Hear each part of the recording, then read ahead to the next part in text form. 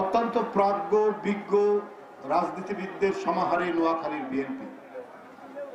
এই বিএনপির নেতৃত্বে এখানে আন্দোলন সংগ্রাম হয়েছে এবং আজকে যখন আমরা এই আন্দোলনে শহীদ পরিবার, ক্ষতিগ্রস্ত পরিবার, আহত পরিবারের আত্মীয় স্বজন, বাবা মা অনেককেই সহায়তা দান করলেন। যারা বরকতুল্লাহ বুলু, দলের ভারপ্রাপ্ত চেয়ারম্যান জনাব তারেক রহমানের পক্ষ থেকে আমি অত্যন্ত আপ্লুত যে একটি উপজেলা কিন্তু বাংলাদেশের মধ্যে অত্যন্ত পরিচিত এবং রাজনৈতিক সচেতন একটি উপজেলা, একটি জাতীয় গুরুত্বপূর্ণ আন্দোলন ফ্যাসিবাদের বিরুদ্ধে, সেই আন্দোলনে এখানে যত আত্মহতি দিয়েছেন তরুণরা, এটা এর যে শোক গাথা, এটা ভাষায় আমরা প্রকাশ করতে পারবো না। এক অপরিসীম সাহসিকতার পরিচয় দিয়েছে। সারা বাংলাদেশেই কেউ না কেউ আহত হয়েছেন, নিহত হয়েছেন, কিন্তু এখানে তো সংখ্যাটা বেশি। আজকে সারা দেশের মানুষ জেগে উঠেছিল বলেই হাসিনার মতো এত নির্মম, নিষ্ঠুর, এত রক্ত নিংড়ানো একটি পাশবিক স্বৈরাচারকে পরাজিত করা সম্ভব হয়েছে। তা না হলে এটা সম্ভব হতো না। আপনারা সে কি করেনি বাংলাদেশটা মনে করেছে তার বাপের জমিদারি, আর এই জমিদারি রক্ষার্থে সে দেশের জনগণকে জনগণ মনে করতো না, চাকর বাকর মনে করত। তাই জনগণকে চাকর বাকর মনে করতো বলেই যারা প্রতিবাদ করেছে, যারা অন্যায়ের বিরুদ্ধে তীব্র ভাষায় যারা বক্তব্য রেখেছে, যারা মিছিল করেছে, যারা স্লোগান দিয়েছে, যারা জনসভা করেছে, তাদেরকে সে শান্তিতে থাকতে দেয়নি। কাউকে অদৃশ্য করে দিয়েছে চিরদিনের জন্য, কাউকে ক্রস ফায়ার দিয়েছে, কাউকে বিচার বহির্ভূত হত্যার শিকার করিয়েছে। সারা বাংলাদেশে শুধু হাহাকার, শুধু মা বোনের আহাজারি, বাপের কান্না। শেখ হাসিনার আমলটা যেন ছিল একটি শোকের মাতম, একটি মর্শিয়া। এই ধরনের দুর্বিষহ কালো মেঘকে এই মাসুম বাচ্চারা, এই শিশু, কিশোর, তরুণ, primary school, high school, college, বিশ্ববিদ্যালয়ের ছেলেরা এই দানবকে বাংলাদেশ থেকে বিতাড়িত করেছে। বন্ধুরা আমার, বিতাড়িত করে কোথায় গেছেন? তারপর রাষ্ট্রমন্ত্রী বলেছিলেন যে ভারতের সাথে বাংলাদেশের সম্পর্ক স্বামী স্ত্রীর সম্পর্ক। তা এখন সেই সাবেক পরাজিত প্রধানমন্ত্রীকে বলি, স্বামীর বাড়িতে, বাপের বাড়ি থেকে আপনি কি কি নিয়ে গেছেন? এইটা যদি আপনি জানাতেন তাহলে বুঝতাম। বাপের বাড়ি থেকে স্বামীর বাড়িতে কি কি নিয়ে গেছেন? নিয়ে গেছেন আদানি বিদ্যুৎ। যারা বলেছে আমাদের বকেয়া পরিশোধ না করলে পরে বিদ্যুৎ উৎপাদন কমিয়ে দেব, এমনকি বন্ধ করে দেব, সেই আদানির সাথে অসম চুক্তি করেছেন। সেই আদানিকে যে বিদ্যুতের ইউনিট বাংলাদেশে যে উৎপাদন হয় তারও দাম কম, আর আপনি অত্যন্ত চড়া দামে 12 টাকা এক ইউনিটের দাম করে তাকে আপনি লুট করার সুযোগ করে দিয়েছেন। আপনি এইটা নিয়ে গেছেন। যারা বিদ্যুতের সিন্ডিকেট করেছে, যারা বাজারের সিন্ডিকেট করেছে, যারা বিভিন্ন ভাবে সিন্ডিকেট করেছে, সেই সিন্ডিকেট টাকা কি আপনি আপনার স্বামীর বাড়িতে নিয়ে গেছেন? সাবেক প্রধানমন্ত্রী শেখ হাসিনা, এইটাই তো জনগণের জিজ্ঞাসা, এটাই তো জনগণ আজকে জানতে চায়। আজকে জনগণের এটা তো আপনার তো পৈতৃক টাকা না। এই যে বিভিন্ন প্রাইভেটে যে বিদ্যুৎ কেন্দ্র উৎপাদন করেছেন, সেই বিদ্যুৎ কেন্দ্রের যে ভর্তুকি দিতে হচ্ছে, এই ভর্তুকির টাকা তো হচ্ছে জনগণের টাকা, জনগণের পকেট কাটা টাকা, ধান বিক্রি করা টাকা, শ্রমিকের ঘাম বিক্রি করা টাকা। এই টাকা আপনি আত্মসাৎ করিয়েছেন। এই টাকা আপনি আপনার নিজেদের লোকদেরকে ভাগ করে দেশ থেকে পাচার করিয়েছেন। আমরা বিদ্যুতের টাকা পাচার হওয়ার কথা শুনেছি, আমরা মেট্রো রেলের টাকা পাচার হওয়ার কথা শুনেছি, আমরা বড় বড় কি বলে যে সমস্ত আপনার হাইওয়ে এবং এই সমস্ত মেগা প্রজেক্ট এর টাকা আত্মসাতের কথা আমরা শুনেছি। শেয়ার মার্কেট ধ্বংস করে দিয়ে সেই টাকা লুণ্ঠন করার কথা আমরা শুনেছি। আবার আজকেও দেখলাম যে যে মিটার দেয় না বিদ্যুতের জন্য মিটার, এটার গ্রাহক হচ্ছে প্রায় 4.5 কোটি। এই 4.5 কোটি গ্রাহককে মিটার দেওয়ার জন্য, প্রিপেইড মিটার, এই মিটার দেওয়ার জন্য আপনার যে বিদ্যুৎ মন্ত্রী ছিল সেই বিদ্যুৎ মন্ত্রীর মানে ঘনিষ্ঠ লোকজনদেরকে দেওয়া হয়েছে আরেকটা লুণ্ঠন। এবং এই যে ঘনিষ্ঠ লোকজন, এইটার একটা নাম দেওয়া হয়েছে ভাই বন্ধু সিন্ডিকেট। আজকেই আপনারা দেখবেন প্রথম আলো এবং অন্যান্য পত্রিকা এসছে ভাই বন্ধু সিন্ডিকেট। এটা হচ্ছে নসরুল হামিদ বিপুর সিন্ডিকেট, এটা বেরিয়ে এসছে এবং এই নামগুলো তারাই দিয়েছে। এইরকম কত যে মামা ভাগ্নের সিন্ডিকেট, কত যে চাচা ভাতিজার সিন্ডিকেট, কত যে বাপ ছেলের সিন্ডিকেট এই শেখ হাসিনা তৈরি করেছেন, যার খেসারত এখন আমাদেরকে নানাভাবে দিতে হচ্ছে, অন্তর্বর্তীকালীন সরকারকে দিতে হচ্ছে। কিন্তু আমার একটি কথা, অন্তর্বর্তীকালীন সরকারকে আপনি জনগণের সমর্থন নিয়ে আপনারা সরকার হয়েছে, আপনাকে বিএনপি সমর্থন করেছে, যারা আন্দোলন করেছে গণতন্ত্রের জন্য তারা সমর্থন দিয়েছে এবং বৈষম্য বিরোধী ছাত্ররা সমর্থন দিয়েছে।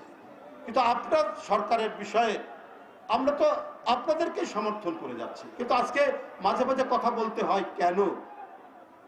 আপনার আলুর কেজি কেন হবে 75 থেকে 80 টাকা? আপনি বলেছেন যে শুল্ক কমিয়ে দিবেন, বর্ডারে কমিয়ে দিয়েছেন, আমরা শুনেছি। তারপরেও আপনি আলুর দাম নিয়ন্ত্রণ করতে পারছেন না কেন? আপনি পেঁয়াজের দাম নিয়ন্ত্রণ করতে পারছেন না কেন? আপনি চিনির দাম নিয়ন্ত্রণ করতে পারছেন না কেন? এটা তো ইম্পোর্ট করতে হয়, এটার জন্য তো শুল্ক কমাতে হয়।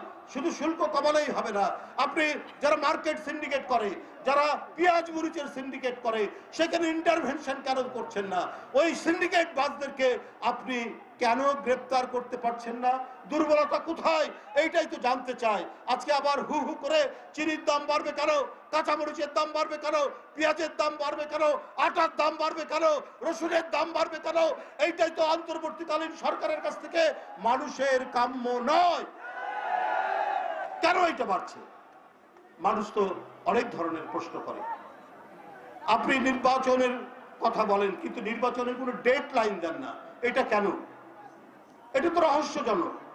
আপনারা সংস্কার করবেন, সবাই মনে করে যে অন্তর্বর্তীকালীন কি হেডমাস্টার স্কুলের, যে ওনারা একবারই মানে একটা সংস্কারের পাঠ নেবেন, সেইটা তৈরি করে একটা সিলেবাস তৈরি করবেন, সিলেবাস তৈরি করে রাজনৈতিক দলগুলোকে আগে তারা শিক্ষা দান করবে, এইটা মনে হচ্ছে তাদের ইচ্ছা।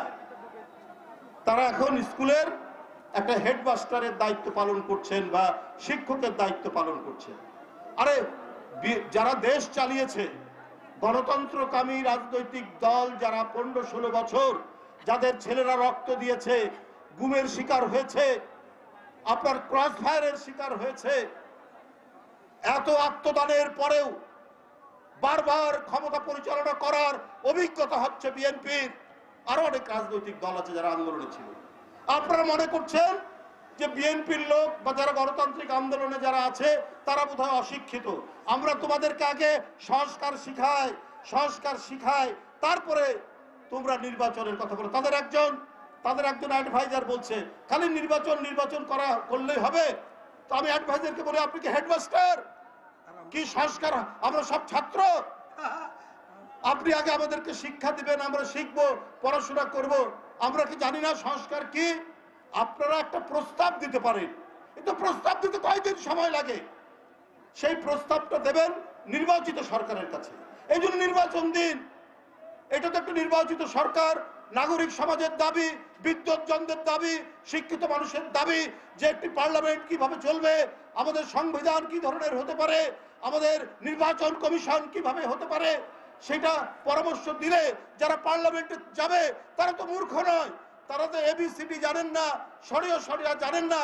এইটা যদি আপনারা ভেবে থাকেন তাহলে আপনারা বোকার স্বর্গে বাস করছেন।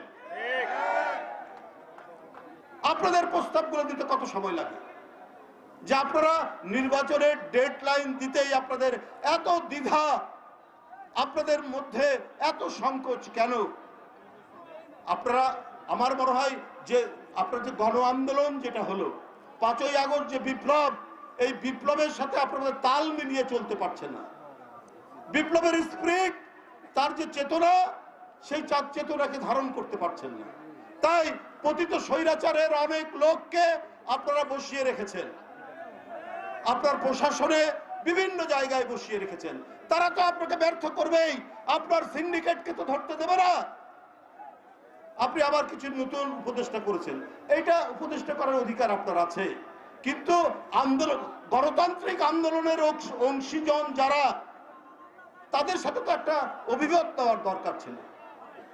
যে মেয়েটি শেখ মুজিবের স্ত্রীর ভূমিকায় পালন করেছে, যে মেয়েটি আপনার সেই যে বিতর্কিত শেখ মুজিবের যে ছবি, সেই ছবিতে বায়োপিকে অভিনয় করেছে, তার স্বামীকে আপনারা উপদেষ্টা বানিয়েছেন।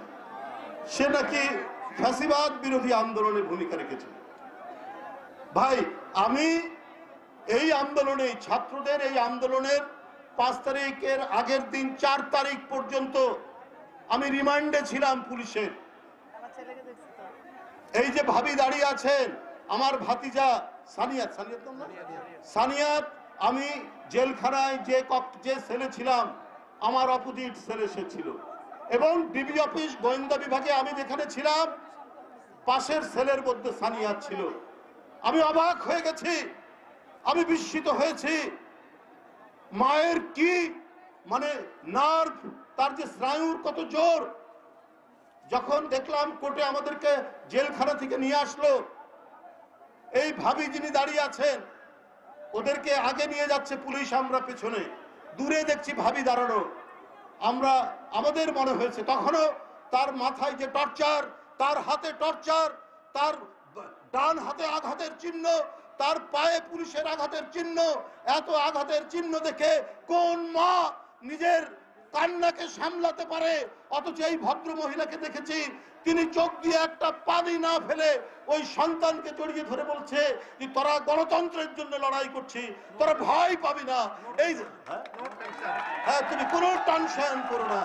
এটা আমার নিজের চোখে দেখা, তো এটা আমি তো বানিয়ে বলছি না।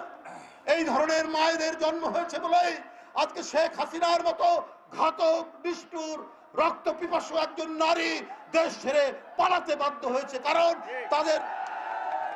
কারণ তাদের সন্তানদেরকে তারা তৈরি করেছেন অদম্য সাহসী এবং বুক পেতে স্বৈরাচারের অত্যাচার বরণ করা। বন্ধুরা আমার, মাগরিবের আজান হয়তো দিয়ে দেবে, আমি আর দীর্ঘায়িত করব না। আপনাদেরকে শুধু আমি এইটুকু আজকে বলবো, দেখুন এই এলাকা 5 বার এমপি হয়েছেন বরকতুল্লাহ ভুলু ভাই, এই এলাকার এক সুযোগ্য সন্তান। আমি তার রাজনৈতিক কৌশল, আমি তার জনগণের মধ্যে তার যে ঘনিষ্ঠতা, আমরা ঢাকায় মাঝে মাঝে একসাথে আড্ডা মারি কোনো রেস্টুরেন্টে, হঠাৎ দেখি সন্ধ্যার পর চলে যান, ভুলু ভাই কোথায় যান? ঢাকায় তো প্রচুর নোয়াখালীর